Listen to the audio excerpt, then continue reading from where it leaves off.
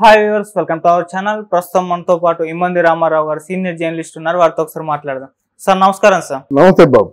Sir, తెలంగాణలో మరి తెలంగాణ అవతరణ దశాబ్ది దినోత్సవాల వేడుకల్ని ఘనంగా తెలంగాణ ప్రభుత్వం నిర్వహిస్తుంది సార్.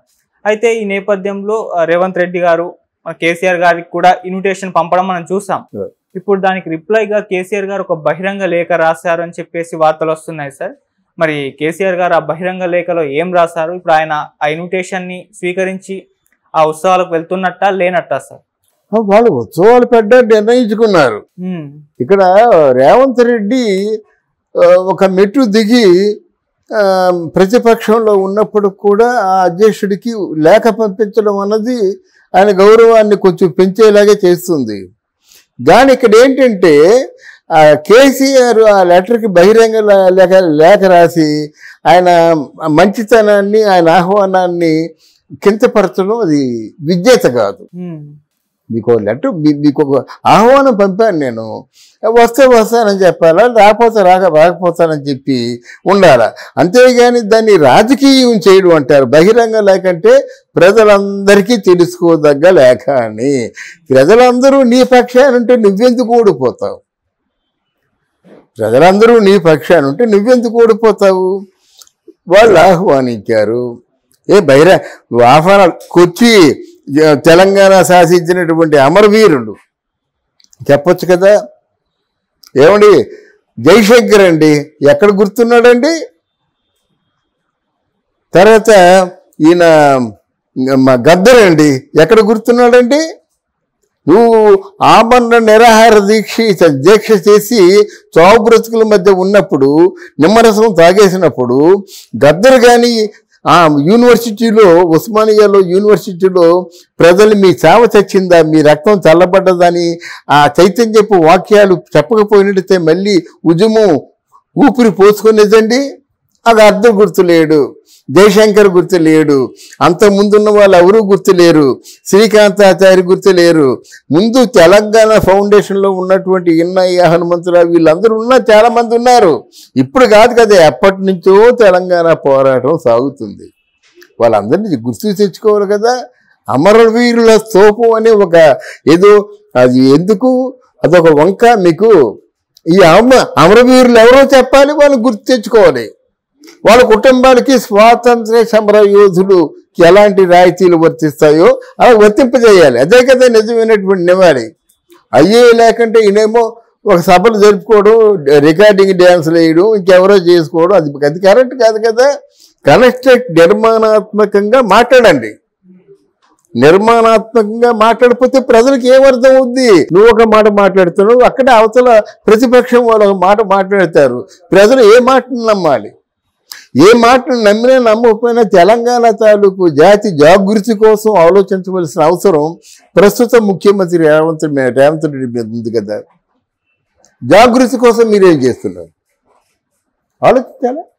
అది లేకుండా నీ మీద నేను, నా మీద నువ్వు ఇలాగ అరుచుకుంటూ మాట్లాడడం కరెక్ట్ కాదు.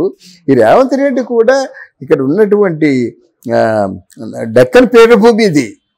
డెక్కన్ పీఠభూమిలో మనకి కాకతీయ రాజుల తాలూకు వైభవం ఉంది. ఆ వైభవాన్ని మర్చిపోలేం కదా. ఆ కాంతుల్ని మర్చిపోలేము, జానపద కళారూపాలని మర్చిపోలేము, సాంస్కృతిక రూపాలని మర్చిపోలేము. ఆ వైభవం అన్నంతా చెప్పండి. ఎవరైతే తెలంగాణ కోసం త్యాగం చేశారో ఆ త్యాగం చేసిన ఫ్యామిలీకి మీరు ఏం చేస్తారో చెప్పండి. ఇవి ఉండాలన్నమాట. అంతేగాని మీ దేనికి మీ ఇష్టం వచ్చిందని మీరు ఇష్టానుసారంగా మార్చుకుంటూ, ఇష్టానుసారంగా తిట్టుకుంటూ పోయినట్టయితే మీరు చివరికి ప్రజలకు ఇచ్చే సందేశం ఏమిటి?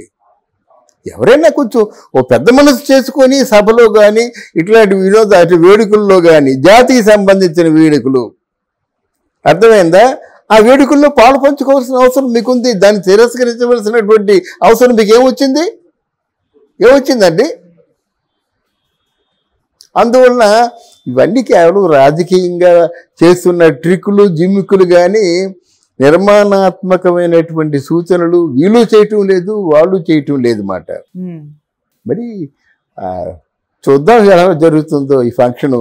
ఏదో కలబొలి మాటలతోనో, ఏదో నోటుకొచ్చిన మాటలతోనో మాట్లాడేసి మమ్మ అనిపించుకుంటారా? పోనీ ఈ తాలూకు ఈ నేపథ్యంలో ఎవరికైనా మంచి చేస్తారా? ఎన్నై ఉన్నాడు, చేతులు పోయినాయి, కాళ్ళు పోయినాయి, కళ్ళు పోయినాయి ఈ తెలంగాణ పోరాటంలో. అరే జయశేఖర్ గారిని గుర్తు తెచ్చుకోవడం లేదండి వీళ్ళు. అరే ప్రజల్ని చైతన్యపరిచినటువంటి గద్దర్ గారిని గుర్తు తెచ్చుకోవడం లేదండి వీళ్ళు. శ్రీకాంతాచార్యని గుర్తు తెచ్చుకోవడం లేదండి వీళ్ళు. వీళ్ళెవరు తెలంగాణ ఉద్యమంలో లేరు. తర్వాత ఇక్కడ మన చంద్రబాబు నాయుడు గారు ఈయనకి ఏదో మంచి ఆయన కోరుకున్న మినిస్ట్రీ రాలేదని వచ్చి ఇంకా లాభం లేదని అని చెప్పేసి కొత్తగా పెట్టుకున్న ఈ కుంపటి గారి ఆయనకు కూడా అసలు ఈ తెలంగాణ ఉద్యమమే లేదు. తెలంగాణ ఉద్యమం ఒకప్పుడు మరీ చెన్నారెడ్డి గారి ఆ సమయంలో బలీనంగా ఉండేదన్నమాట. దాన్ని ట్రెస్పాస్ చేసింది ఇందిరాగాంధీ. మళ్ళీ ఇక్కడేంటంటే వీళ్ళందరూ పాత వాళ్ళందరూ పోరాడుతూనే ఉన్నారు.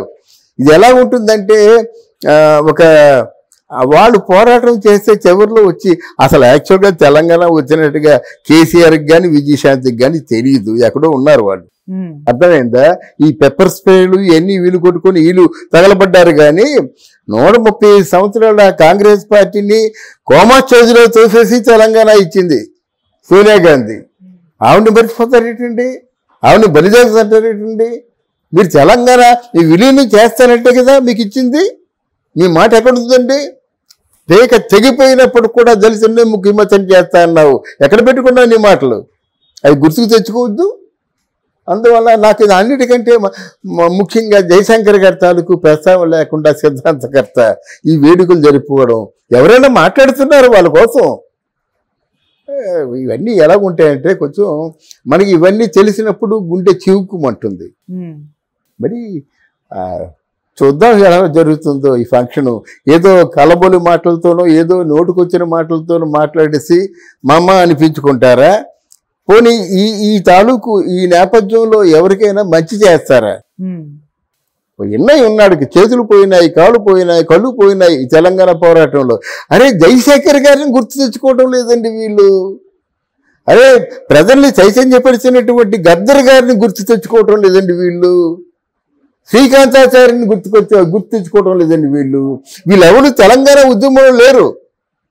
తర్వాత ఇక్కడ మన చంద్రబాబు నాయుడు గారు ఈయనకి ఏదో మంచి ఆయన కోరుకున్న మినిస్ట్రీ రాలేదని వచ్చి ఇంకా లాభం లేదని అని చెప్పేసి కొత్తగా పెట్టుకున్న ఈ కుంపటి గారి ఆయనకు కూడా అసలు ఈ తెలంగాణ ఉద్యమమే లేదు. తెలంగాణ ఉద్యమం ఒకప్పుడు మరీ చెన్నారెడ్డి గారి ఆ సమయంలో బలీనంగా ఉండేదన్నమాట. దాన్ని ట్రెస్పాస్ చేసింది ఇందిరాగాంధీ. మళ్ళీ ఇక్కడేంటంటే వీళ్ళందరూ పాత వాళ్ళందరూ పోరాడుతూనే ఉన్నారు. ఇది ఎలా ఉంటుందంటే ఒక వాళ్ళు పోరాటం చేస్తే చివరిలో వచ్చి అసలు యాక్చువల్గా తెలంగాణ వచ్చినట్టుగా కేసీఆర్కి కానీ విజయశాంతికి కానీ తెలియదు, ఎక్కడో ఉన్నారు వాళ్ళు. అర్థమైందా? ఈ పెప్పర్ స్ప్రేలు ఇవన్నీ వీలు కొట్టుకొని వీళ్ళు తగలబడ్డారు. కానీ 135 సంవత్సరాల కాంగ్రెస్ పార్టీని కోమా చేతిలో తోసేసి తెలంగాణ ఇచ్చింది సోనియా గాంధీ. ఆవిడని మర్చిపోతారేటండి, ఆవిడని బలిదానం అంటారేటండి. మీరు తెలంగాణ మీ విలీనం చేస్తానంటే కదా మీకు ఇచ్చింది. మీ మాట ఎక్కడ ఉందండి? పేక తెగిపోయినప్పుడు కూడా దళితుల్ని ముఖ్యమంత్రి చేస్తా అన్నావు, ఎక్కడ పెట్టుకున్నావు నీ మాటలు? అవి గుర్తుకు తెచ్చుకోవద్దు. అందువల్ల నాకు ఇది అన్నిటికంటే ముఖ్యంగా జయశంకర్ గారి తాలూకు ప్రస్తావన లేకుండా సిద్ధాంతకర్త ఈ వేడుకలు జరుపుకోవడం. ఎవరైనా మాట్లాడుతున్నారు వాళ్ళ కోసం. ఇవన్నీ ఎలా ఉంటాయంటే కొంచెం మనకి ఇవన్నీ తెలిసినప్పుడు గుండె చివుకుమంటుంది. Okay sir, thank you so much.